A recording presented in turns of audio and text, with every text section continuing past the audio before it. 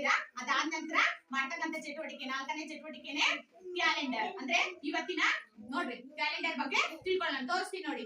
ವಾರ ಮಂಗಳವಾರ, ದಿನಾಂಕ 22 ಜುಲೈ ತಿಂಗಳು 2025.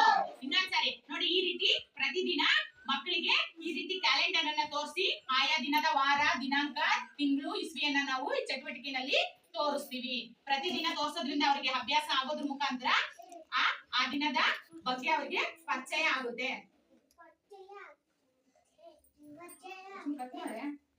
ನೋಡಿ, ಇದು ಹವಾಮಾನ ಅಂತಂದ್ರೆ ಇವತ್ತಿನ ದಿನ ನಾವು ಅಂಗನವಾಡಿನಲ್ಲಿ ಮಕ್ಕಳಿಗೆ ವಾತಾವರಣ ಯಾವ ರೀತಿ ಇದೆ ಅನ್ನೋದನ್ನ ಪ್ರತಿದಿನ ನಾವು ಇದನ್ನ ತೋರಿಸ್ಬಿಟ್ಟು ಅವ್ರ ಹತ್ರನೇ ಹೇಳಿಸ್ತೀವಿ. ಏನಪ್ಪಾ ಅಂದ್ರೆ ಮಳೆ ಮತ್ತು ಮೋಡ. ಅಂದ್ರೆ ಇವತ್ತಿನ ದಿನ ನೋಡಿ, ಇದು ಮೋಡ ಆಗಿದೆ, ಮಳೆ ಬರ್ತಾ ಇಲ್ಲ. ಆ ವಾತಾವರಣ ಇದ್ದಾಗ ಈ ಕಾರ್ಡು. ಸ್ವಲ್ಪ ಮೋಡ, ಸ್ವಲ್ಪ ಮಳೆ ಬರ್ತಾ ಇದೆ, ಜಿನುಗು ಸ್ವಲ್ಪ ಮಳೆ ಬರ್ತಾ ಇದೆ ಅಂದ್ರೆ ಈ ಕಾರ್ಡು.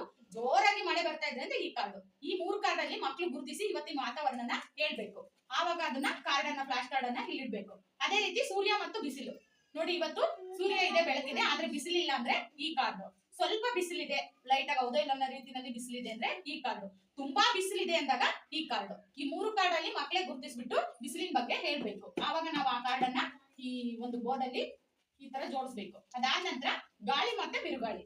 ನೋಡಿ, ಗಾಳಿ ಸ್ವಲ್ಪ ಗಾಳಿ ಇದ್ದಾಗ ಈ ರೀತಿ ಹೂವು ಬಾಗಿರ್ತಕ್ಕಂತಹ ಚಿತ್ರ, ಮತ್ತೆ ತುಂಬಾ ಗಾಳಿ ಇದ್ದಾಗ ಪೂರ್ತಿ ಬಾಗಿರುವಂತಹ ಹೂವಿನ ಚಿತ್ರ.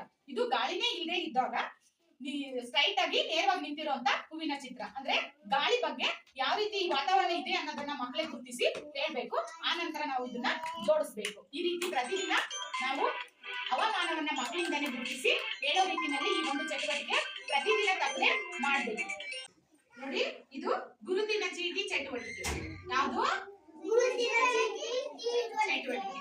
ಏನಪ್ಪಾ ಅಂದ್ರೆ ಎಲ್ಲಾ ಮಕ್ಕಳ ಹೆಸರುಗಳನ್ನು ಕೂಡ ಈ ತರ ಹೆಸರು ಕನ್ನಡ ಮತ್ತೆ ಇಂಗ್ಲಿಷ್, ಒಂದ್ ಕಡೆ ಕನ್ನಡ, ಒಂದ್ ಕಡೆ ಇಂಗ್ಲಿಷ್, ಎರಡೂ ಕಡೆನೂ ಹೆಸರನ್ನ ಕೇವಲ ಹೆಸರಷ್ಟೇ ಬರ್ಬಿಟ್ಟು ತರ ಕಾರ್ಡ್ ಮಾಡಿ ಅವರಿಗೆ ಐಡಿ ಕಾರ್ಡ್ ತರ ರೆಡಿ ಮಾಡ್ಬೇಕು.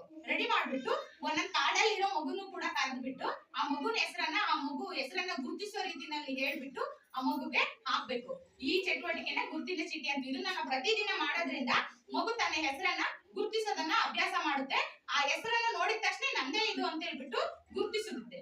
ಅದಕ್ಕೋಸ್ಕರ ಈ ಚಟುವಟಿಕೆನ ಮಾಡ್ಬೇಕು. ನೋಡಿ, ಇದು ಇಂಗ್ಲಿಷ್ ಪದಗಳ ಕಿರು ಪರಿಚಯ ಚಟುವಟಿಕೆ. ಅಂದ್ರೆ ಪ್ರತಿದಿನ ನಾವು ಅಂಗನವಾಡಿ ಮಕ್ಕಳಿಗೆ ಸಣ್ಣ ಸಣ್ಣ ಇಂಗ್ಲಿಷ್ ವರ್ಡ್ಸ್ ಗಳನ್ನ ಪರಿಚಯ ಮಾಡೋದ್ರಿಂದ ಅಟ್ಲೀಸ್ಟ್ ಅವರಿಗೆ ಆ ಶಬ್ದಗಳನ್ನ ಕೇಳಿಸ್ಕೊಂಡು ಅದರ ಅರ್ಥವನ್ನಾದ್ರೂ ತಿಳ್ಕೊಳ್ತಾರೆ. ಯಾವ ರೀತಿ ಅಂದ್ರೆ ಅವರನ್ನ ಇಂಗ್ಲಿಷ್ ನಲ್ಲಿ ಹೆಸರು ಹೇಳ್ಸೋದಾಗಿರ್ಬೋದು, ಅಥವಾ ವಿಷಯಕ್ಕೆ ಸಂಬಂಧಿಸಿದಂಗೆ ಕೆಲವೊಂದು ವರ್ಡ್ಸ್. ಈಗ ಎಕ್ಸಾಂಪಲ್, ಈಗ what is your name, what is your father name, what is your mother name, what did you eat, ಈ ತರ ಪ್ರಶ್ನೆ ಕೇಳೋದ್ರ ಮುಖಾಂತರ ಇಂಗ್ಲಿಷ್ ನಲ್ಲಿ ಕೇಳೋದು, ಇಂಗ್ಲಿಷ್ ನಲ್ಲಿ ಆನ್ಸರ್ ಮಾಡೋದು. ಅದ್ರ ಜೊತೆಗೆ ಇಂಗ್ಲಿಷ್ ನಲ್ಲಿ actions words, jumping, running, writing, reading, ಈ ತರದ ಆಕ್ಷನ್ಸ್ ವರ್ಡ್ಸ್ ಅನ್ನು ಕೂಡ ಇಂಗ್ಲಿಷ್ ನಲ್ಲಿ ಹೇಳೋದ್ರ ಮುಖಾಂತರ ಕಿರುಪರಿಚಯವನ್ನ ಮಾಡಿಸಬಹುದು. ಅಷ್ಟೇ ಅಲ್ಲದೆ ವಿಷಯಕ್ಕೆ ಸಂಬಂಧಿಸಿದಂಗೂ ಕೂಡ ನಾವು ಇಂಗ್ಲಿಷ್ ವರ್ಡ್ಸ್ ಗಳನ್ನ ಸ್ವಲ್ಪ ಸಣ್ಣ ಸಣ್ಣ ವರ್ಡ್ಸ್ ಅನ್ನ ಯೂಸ್ ಮಾಡೋದ್ರಿಂದ ಅವರಿಗೆ ಇಂಗ್ಲಿಷ್ ಪದಗಳ ಪರಿಚಯ ಆಗುತ್ತೆ. ಈ ಒಂದು ಆಕ್ಟಿವಿಟಿ ನಲ್ಲಿ ನಾವು ಮಕ್ಕಳಿಗೆ ಇಂಗ್ಲಿಷ್ ಪದಗಳ ಪರಿಚಯವನ್ನ ಸುಲಭವಾಗಿ ಮಾಡಿಕೊಡಬಹುದು. ಈಗ ನಾನು ಇವತ್ತಿನ ದಿನ ಅವರಿಗೆ ಹೆಸರನ್ನ ಹೇಳಿಸುವಂತ ಒಂದು ಪದಗಳ ಪರಿಚಯವನ್ನ ಮಾಡಿಸ್ಕೊಡ್ತೇನೆ. ಮಕ್ಕಳೇ,